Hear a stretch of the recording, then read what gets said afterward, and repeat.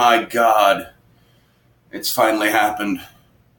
Marvel has officially pissed away all their fan base.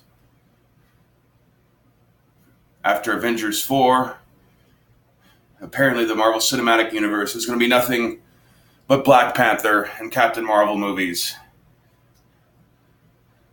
No more white men, which is as it should be. Now, in all seriousness, I guess the Captain Marvel trailer looks alright.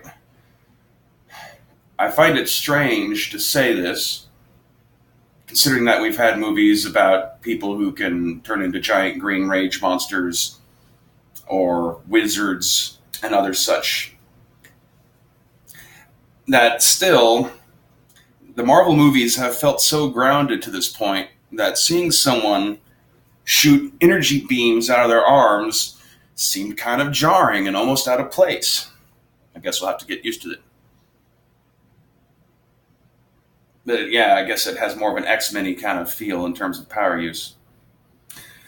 I already know what the anti-Trekkers' complaint is going to be about the Captain Marvel trailer, and that's that Brie Larson is too pretty to be playing Captain Marvel. She doesn't look tough enough, and it should have been that dumpy, ugly chick from The Expanse that he seems to want to play every action role out there. Let's just ignore the fact that movies are not supposed to be realistic representations of reality, and that the actors are pretty for a reason because they're selling a product. People want to sit and look at visual stimulation, so they want to see people that are visually stimulating.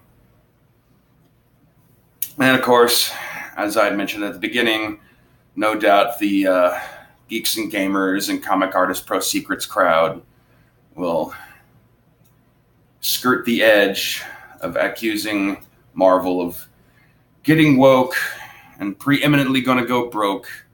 I can already see that there's the beginning rumblings of an anti-Marvel campaign in the works that's probably going to try to launch itself around this movie.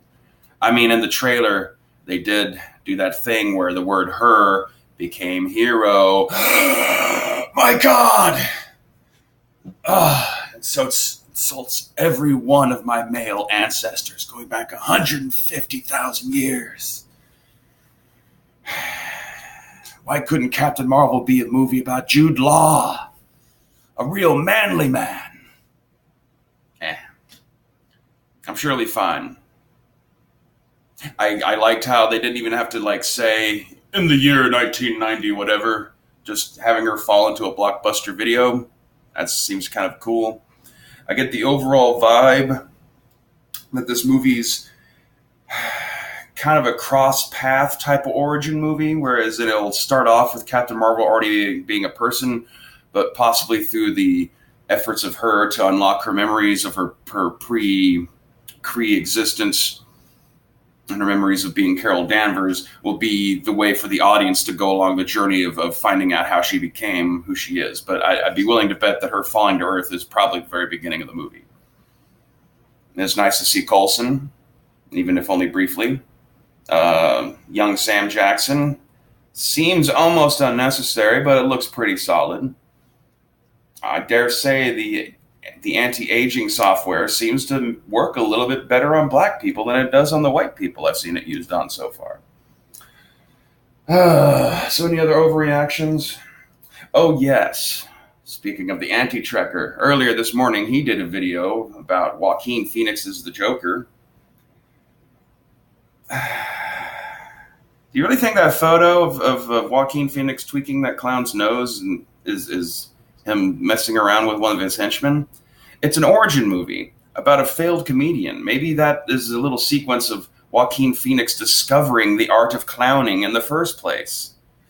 At some point, he's got to be exposed to the idea of maybe I can paint myself up and be a silly little jongleur kind of thing. Of all the things that DC has done in years, this Joker movie has me the most intrigued. Their recent failed attempt to create a cinematic universe that can capture the same kind of vibe as what Marvel has done Has not worked. I mean, they've had one movie that is generally liked by audiences and nerds, which is Wonder Woman, and everything else has either literally flopped or flopped not so much financially, but the immediate aftermath of it settling into the public consciousness, it gets derided. Like Suicide Squad. Suicide Squad was treated like a hit, but no one respects that fucking movie. We've deemed it bad, even though plenty of people went to go see it in theaters when it came out. And I can't help but wonder how much of the Wonder Woman thing and it doing so well was just the circus freak aspect of it, of like everyone going to go out to go see this zany, quote unquote, new thing. I think DC does better when they just focus on making interesting movies. Stuff that's maybe possibly a little bit more grounded. The DC comic universe is in many ways sillier than the Marvel universe. And I don't think it translates as well to the post-World War II era. Marvel was created in the post-World War II era. DC is pre-World War II, pre-jet age, pre-rocket age. Very different ideas of what kind of character concepts are acceptable. I mean, for the love of God, they got a dude running around with a magic fucking ring, a character concept out of a box of fucking what are the Cracker Jacks. Nah. An interesting, well-cast Joker movie that does not feature Batman is fine. It's perfectly fine.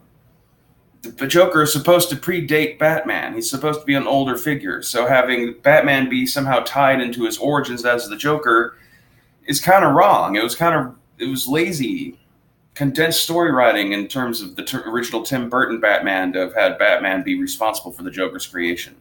I mean, it makes sense within the movie, but in the overall greater scheme of things, not so much. No, this will be fine. Everything will be fine. Quit overreacting. Captain Marvel is not the end of the goddamn universe.